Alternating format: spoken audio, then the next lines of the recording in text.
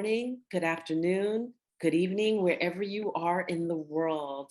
And welcome to The Infinite Way, where humanity and spirituality meet.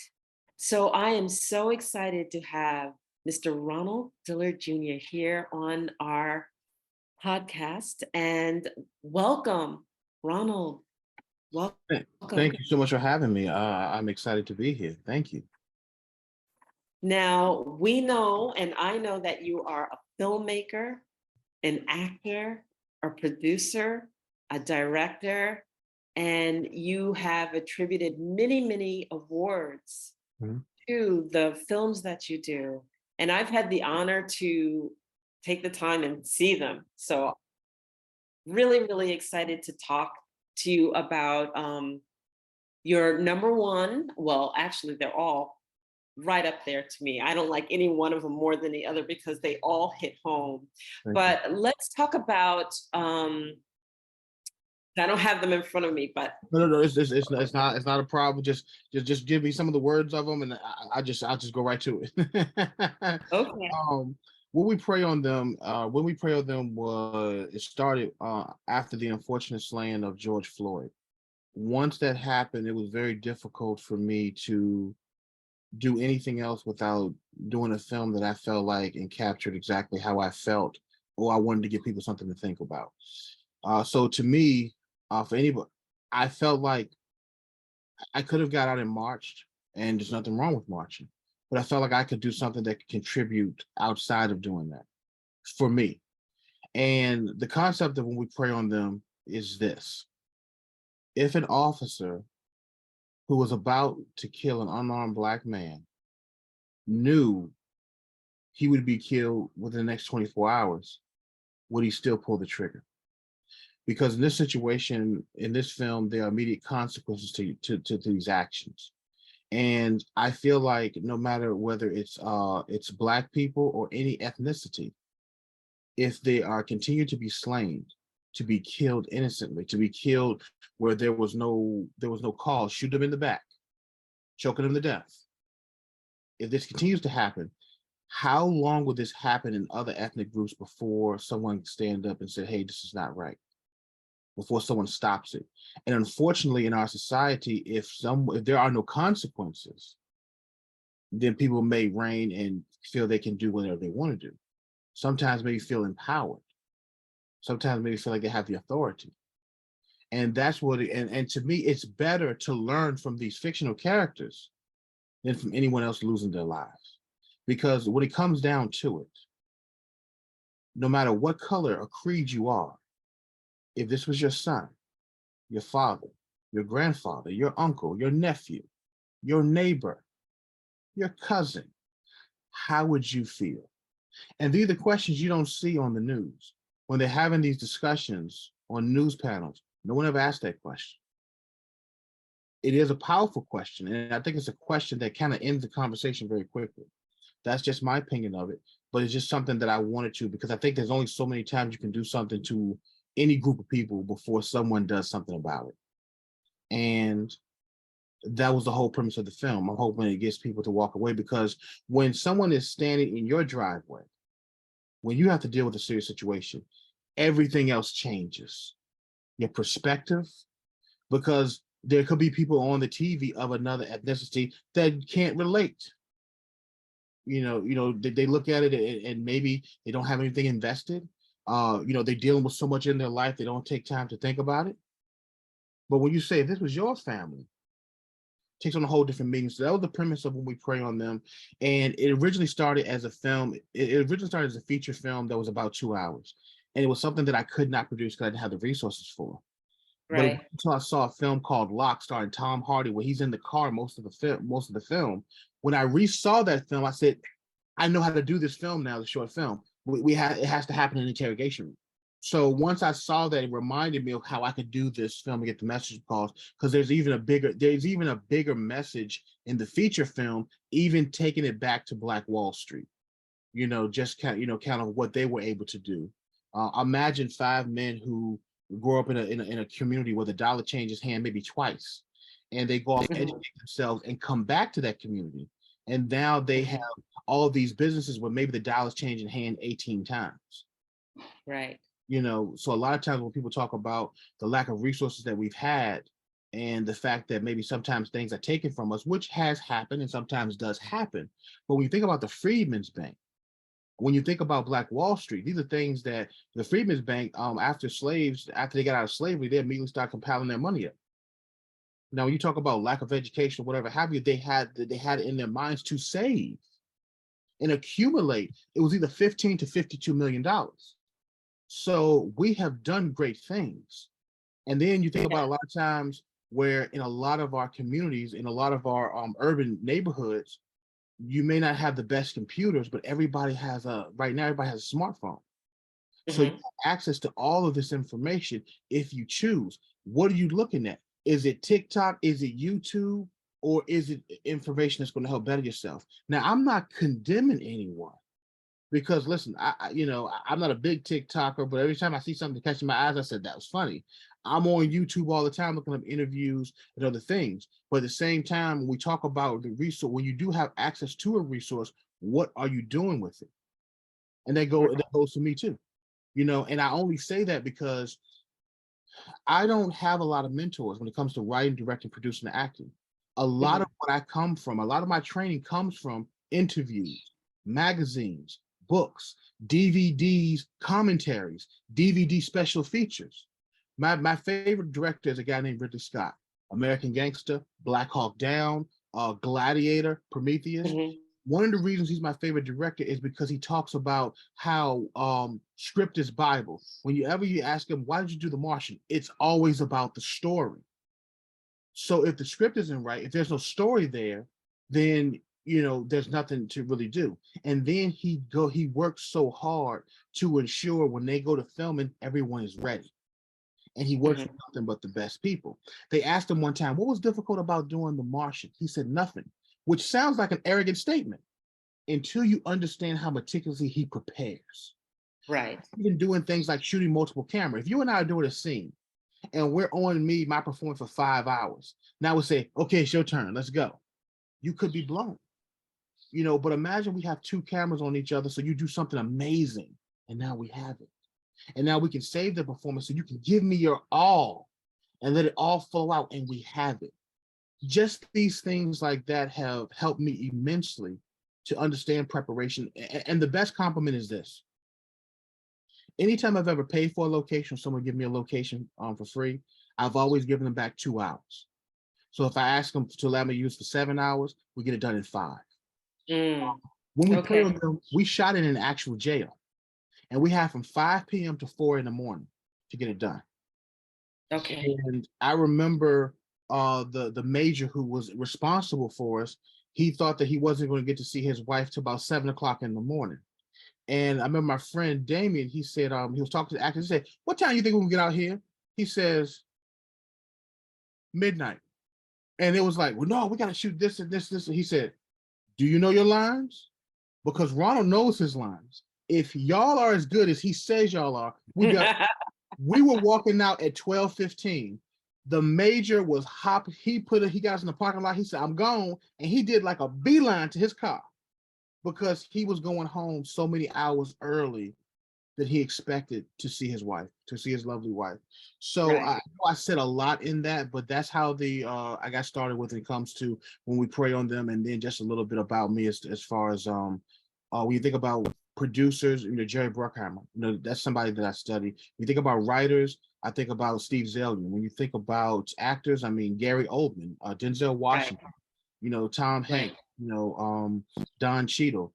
These are just some of the people of a long list of people that I aspire to. Also, I have to mention on my Mount Rushmore of directors is a guy named F. Gary Gray, because while David Fincher and Spike Lee has a specific style, and F. Gary Gray is the guy who did Friday, a classic comedy, set it off. He did Negotiator. He did Straight Outta Compton. He did, Mhm. the Eighth Fast and Furious Five. Right. When you look at his films, there is no one way to detect that it's an F. Gray film. It's clean, it's clear, it's a good story, it is wonderfully shot. And I just think the world of him. So I know I went a bit long-winded on that one, gave you guys a lot of information. Please forgive me. But No, because you have an incredible gift. mhm, And when we pray on them, when I look at unbrotherly love, mhm, the gift that you have is taking that topic that would make you angry, mhm, that topic that would make you infuriated, rageful, mhm, and you're able to deliver a mhm, conversation and mhm, the ability to see this from so many points of view and then choose how you want it to end.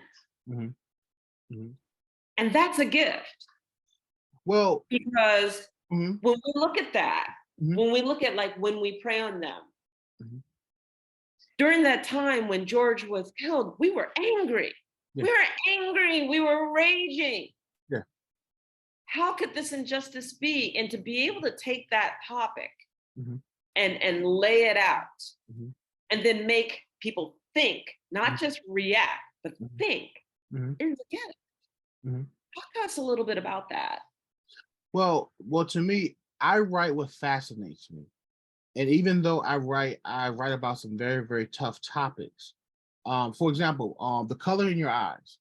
The Hmm. point behind the color in your eyes is this. If you have a man, if you have a person who grew up and their father, let's just say he taught them everything. He taught his son everything. And his That's right. father never lied to his son. The way to do a tire checked out, saving your money checked out, the investments checked out, understanding how to put a car together checked out, all of that.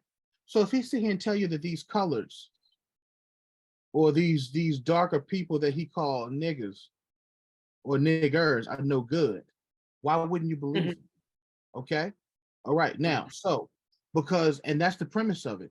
My daddy was right about everything he taught me. Why would I question him?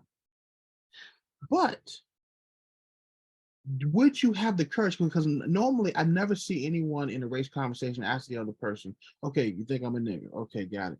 All right. Okay, why? What is it about my people do you not like? And in this particular story, he doesn't have an answer. Because we see that there's somebody at his job that he respects That he more than loves. other people because he has the same work ethic as he does. Different color, same work ethic. And then he has the courage to ask himself that tough question. Because a lot of times nobody wants to eat humble pie. Humble pie is the worst tasting thing of all time. Yeah. Anything you don't like, humble pie tastes worse than that.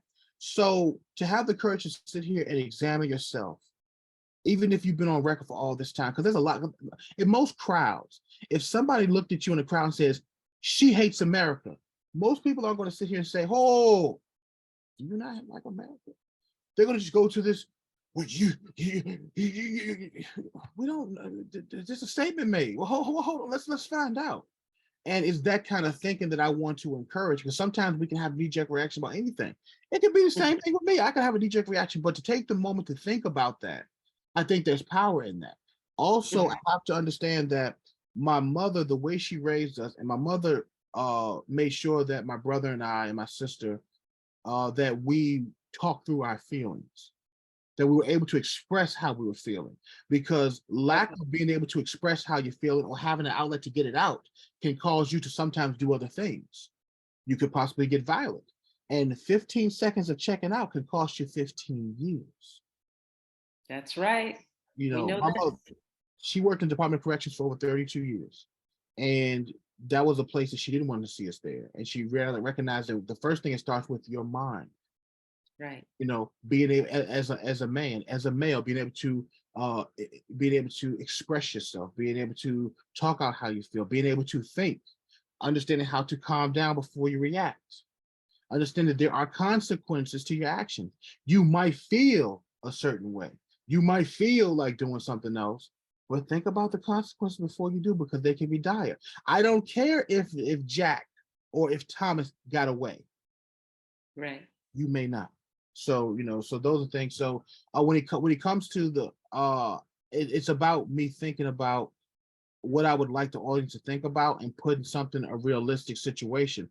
For example, on Brotherly Love, I have an older brother who was Superman to me. And my older brother, he treated me as terrible as is described in the film, you know. And the film was just about, he wouldn't have a conversation with me for several years. We've since had the conversation, but he wouldn't talk to me about it for several years. He was someone who all he could see was any hurt someone done to him, any hurt that he's done to other people, and he's hurt some wonderful, beautiful women. I'm talking Mhm. about good-natured women. It was like the nice, good women that would love you for life. He treated them like crap. And the women who weren't worth a blank, blank, blank, he would treat them like queens. Never understood it. That's who he is. Um, the film was just about me having my say. Now, nobody was ever going to see the film until the daughter came in. Until I woke up at 4 o'clock in the morning and I thought about what if he was dealing with this when he lost a child. That's where the whole Right. perspective of the change. And the overall for Unbrotherly Love is just listen. If you have a spouse and you haven't talked to it, if you can muster up to have a conversation to repair the relationship, I encourage you to do that.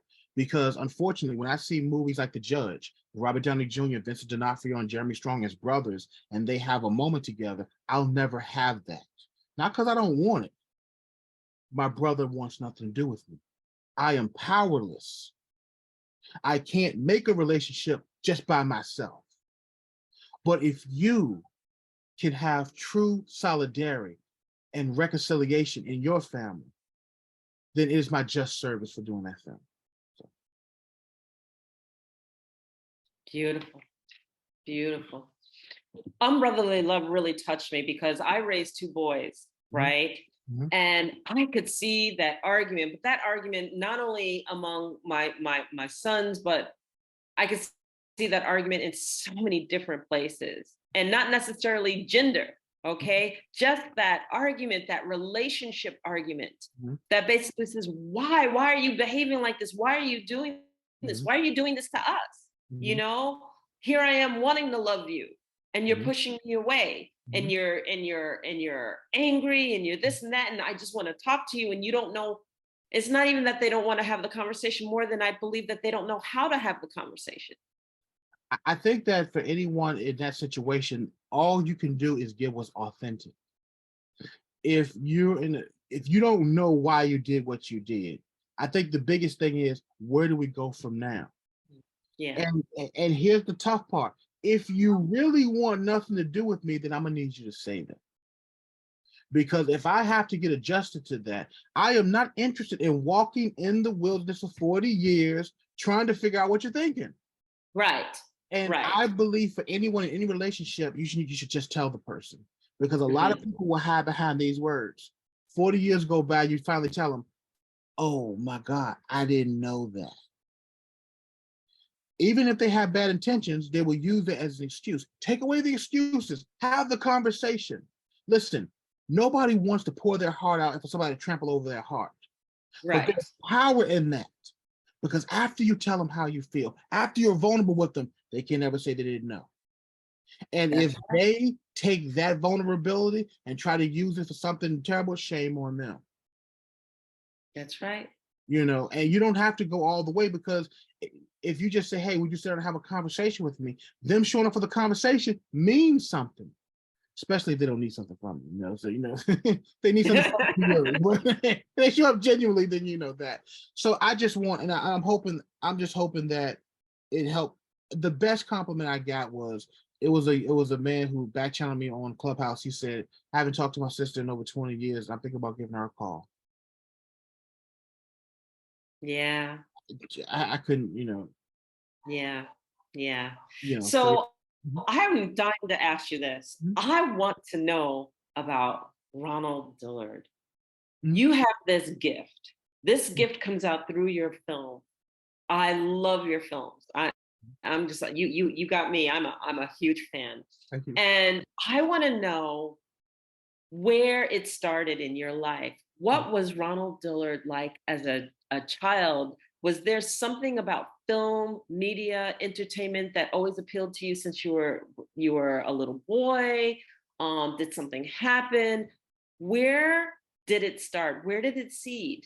What was I'll the start. inspiration to The bring? inspiration Yeah. Inspiration starts off with acting. I always loved acting, been acting since I was 12 years old. And I was a very happy kid who didn't catch on to anything. Things could be happening all around me, and I'm just sitting there, oh, it's a wonderful day. I'm just this big happy kid. Wasn't particularly popular, and acting represented an opportunity for me to be someone else other than myself. Mhm. Because one of the unfortunate things about me, that's some of my trauma, is that I was called ugly from third grade up until my sophomore year of high school by just about every girl I met. So if a girl was nice to me, she had to like me. That wasn't all the case. She was just being nice to me. I learned it the hard way. But Okay. so and then also with the ridicule that came from my brother, the teasing that I got for in school, most of the girls didn't really, think too much of me. I didn't really like being myself. So acting represented me as an escape. One of the best uses of cartoons for me was Muppet Babies, because in Muppet Babies they're in a crib, but their imagination is this adventure. So that Okay. helped me use my imagination, and acting was a form of escape for me. Now, it just Okay. so happens in high school I started writing a little bit. In college, I started directing, and Okay. I was directing plays where I'm the lead in. Like it's Mm. played by a man named Jeff Stetson. I have the honor of talking to him a little bit. He wrote a play called The Meeting. It's about a fictional meeting between Dr. Martin Luther King and Malcolm X, and it is a fantastic play. And I got a chance to play Martin Luther King years ago, and I also directed. Okay. I had it I for bet about you it's 6 months. phenomenal. I would love to see that. That it was a phenomenal play. Like the way that Mr. Stetson wrote it, it's as if it's as if they would have said these exact same things, and it is amazing. And it was basically majority. Now there's three characters in it. It's Malcolm X's bodyguard, Malcolm X, and Martin Luther King. So this play is like dialogue heavy. It's a lot of dialogue, going back and forth to learn. And I researched, I read the autobiography of Malcolm X. Watched, of course, the film, documentaries. Same thing with Dr. King, to get ready to be able to direct both parts, and because that's a part of my training is doing the research, doing Mhm. your homework, when it comes to any parts, learn as much as you can about whatever subject you're going to do. And doing that, I did another play called Medal of Honor Rag, where I played this Sergeant Dale Jackson who had been through all this trauma and war, who was going in to see to talk to someone about it. Right. And it was those were two big plays for me where I was directing and I was also leading there. So when it came time for me to do this on my own, I was already familiar with it. And then I was watching, then also really watching Clint Eastwood. And I really like what Ben Affleck did with The Town was very inspiring, because I think The Town was a hard film to pull off, where you're producing, directing, and writing. And then with Clint Eastwood, he's done it so well, from being an actor and then being behind the camera as well. And of course, even with Denzel Washington, I think he does a good job when he does it as well. But those examples were just about, okay, you can do this, you can do it well, but you make sure that you have all the work that you can. And I have to take this moment again. First and foremost, all of my friends from my hometown Petersburg, to the ones that I have in Richmond, who have helped and worked on my plays, because my background is theater. I have two plays. Okay. I have two plays that I've written and produced, that I have out as well. And even Shirod Greene. Shirod Greene, with these four films, he served as a producer, as the editor, as a director of photography, and he also Okay. sometimes would be the director when I was in front of the camera. This young man, who I didn't know him, I saw his work, and I set up a meeting with him. I told him what my plan was, and I said, I would like you to consider working with me. He said, he said, okay, let's do it. And the young man is, I mean, his intelligence, his talent, his character, and his integrity shines through. And these films would not have been possible without the work, without working with him. So I always want to make sure that I do give him acknowledgement, because it's the equivalent of Sam Mendes working with Roger Deakins, or Christopher Nolan working with Wally Pfizer. That's Right. that's the best example I can give. So Right. Wow. So when I look at, it was called A Monster. yes, What was the inspiration for A Monster? the couple of inspirations behind that. Ultimately, the fascination behind that was what people say after traumatic events. A lot of times after a major traumatic event, most people will say, why didn't they get help? What do you Right. do in a situation where you're dealing with one of the worst ailments as possible and you go to someone with help and they reject you? What do you do? The whole premise of a monster is to open up minds. Now we're dealing with one of the most terrible, one of the most despicable things anybody could be dealing with. Right. This is something where I understand if you're put off. I understand if you look down on me. I understand if you are disgusted. But the premise of a monster is that if this person has not acted on it, then there has been no crime. But if they Right. have the feeling and they're searching out help, then what do you do?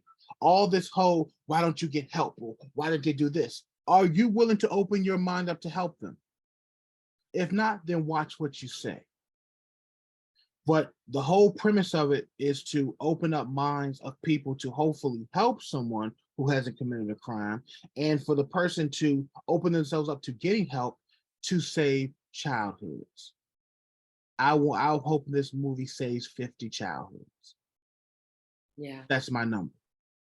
Yeah. And it comes because I dated a woman who unfortunately was taken advantage of being younger.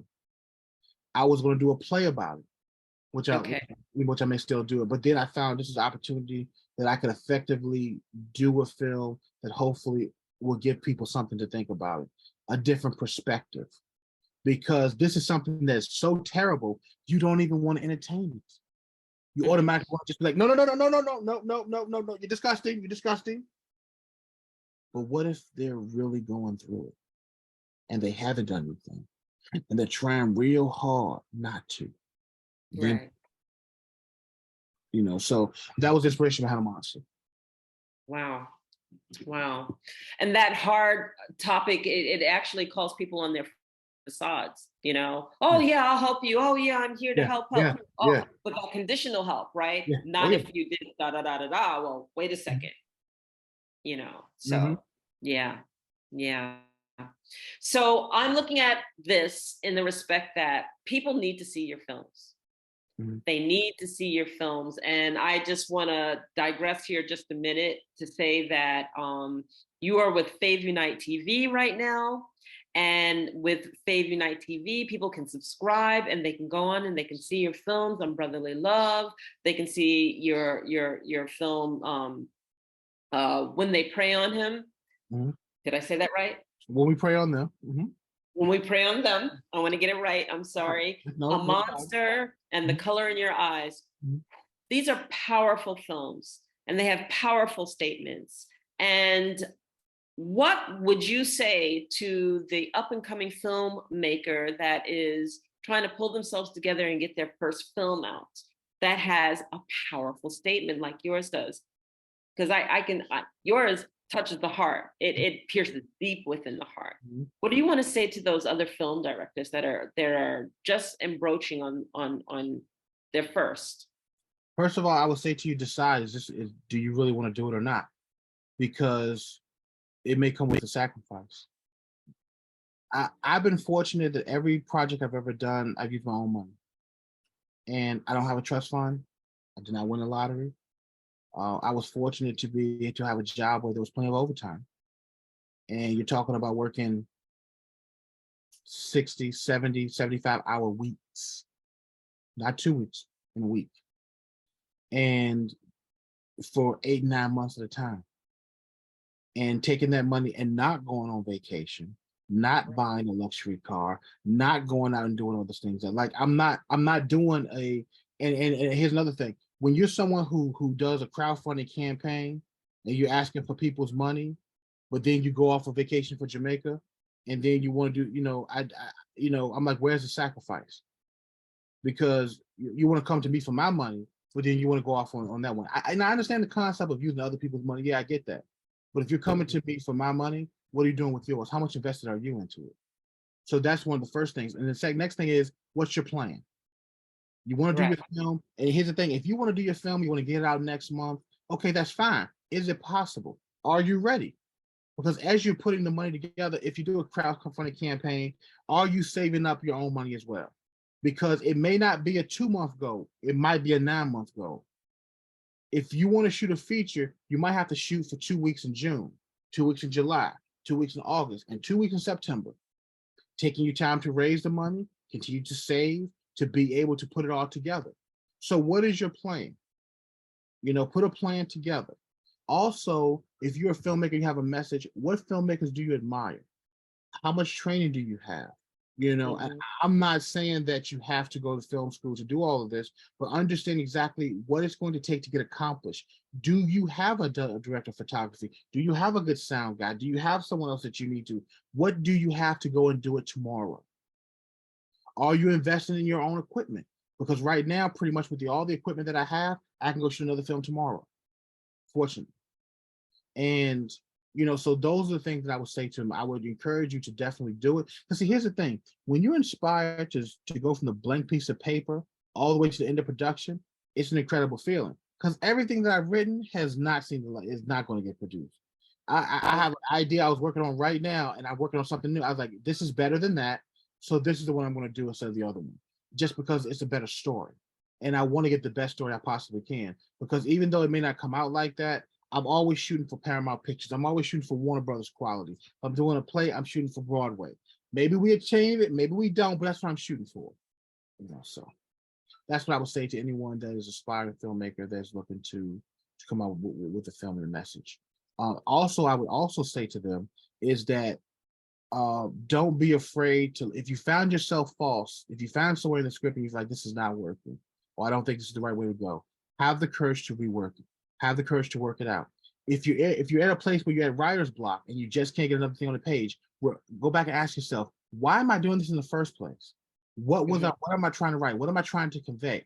Because if you think about what you're trying to convey, if you need to say X, Y, and Z in the next scene, who's the best person to say it? You have to create another character. It has to be somebody's mama. It should be the girlfriend. What are you looking to do? So hopefully those things will help. Absolutely, I'm sure that they will. So how can people get in contact with you? You can get in contact with me. I have a website, Ronald Dillard Jr. It's, right now, I'm Ronald Dillard Jr. across the board. Twitter, Facebook, Instagram. You can check out my website, which you have the trailers for all the films that I have there.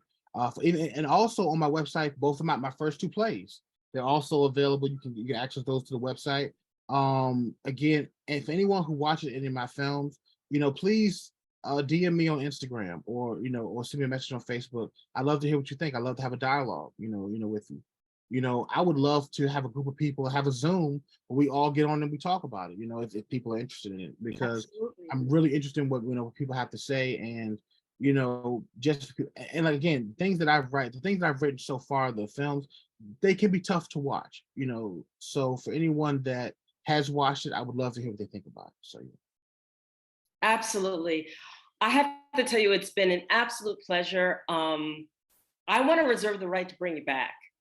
I just love this conversation. I would love to reserve the right to bring you back. Let's go a little bit deeper, or even have you, work with a panel of young artists, if we can pull one together. I would love that, because bring a plethora of experience and heart to your work, and people need to see it. So please contact Mr. Ronald Dillard Jr. Take the time to see his films. Again, Brotherly Love, When We Prey on Them, A Monster, The Color of Your Eyes. Oh, yes, correct? Yes, correct. Making sure I'm naming them right. Okay, getting it right.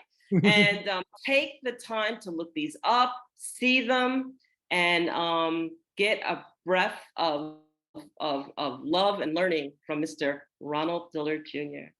So thank you so much for coming on The Infinite Way. We love having you, and we look forward to having you again. Any last words? Oh, yes, you're very, very welcome. I'll come on anytime that you would like. If there are any other filmmakers that I can assist, or give any words of encouragement to, or any guidance to, it is my pleasure. So definitely. Okay. Thank you again. You're very Take welcome. care, everyone. Goodbye.